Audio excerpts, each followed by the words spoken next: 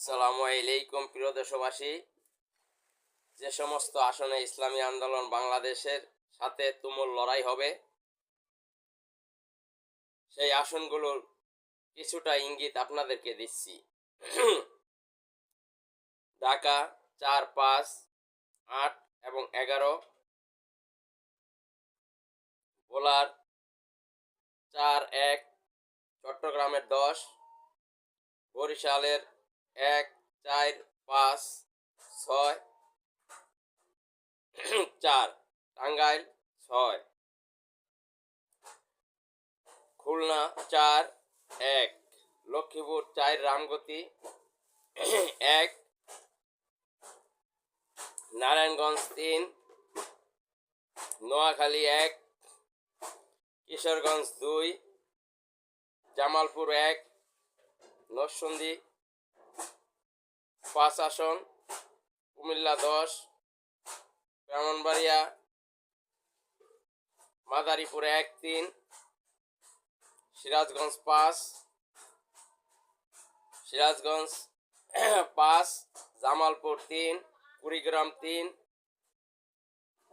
এবং জালুকাঠি।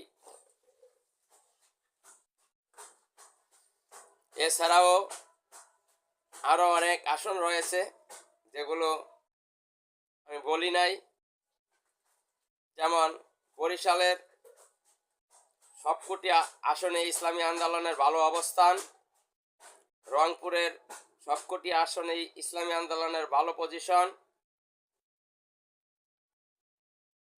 এরকম অসংখ্য আরও আসন রয়েছে যেখানে ইসলামী আন্দোলন বাংলাদেশের সাথে তুমুল লড়াই হবে। আমি যে আসনগুলো উল্লেখ করেছি, এই 35টা আসনে ইসলামী আন্দোলনের সাথে নির্বাচনী মাঠে প্রধান প্রতিদ্বন্দ্বী বিএনপির সাথে লড়াই হবে ইনশাআল্লাহ। ইনশাআল্লাহ আপনারা দোয়া করবেন এবং পরিবর্তনের নিয়ত নিয়ে আপনারা ইসলামী আন্দোলনের পক্ষে হাত পাকায় ভোট দিয়ে সুখী সমৃদ্ধশালী সন্ত্রাস মুক্ত চাঁদাবাজ মুক্ত বাংলাদেশ গড়ার শপথ নেবেন। কারণ সুযোগ সব সময় আসে না, সুযোগ 2026 সালে এসছে। এই সুযোগ আপনারা কাজে লাগাবেন। এই সুযোগ যদি কাজে লাগাতে আমি ব্যর্থ হই, তাহলে আমাদেরকে কিন্তু চরম খেসারত দিতে হবে। কারণ বিগত দিনে যারা এই দেশ পরিচালনা করেছেন, তারা এদেশের মানুষকে সুখ শান্তি দিতে ব্যর্থ হয়েছেন।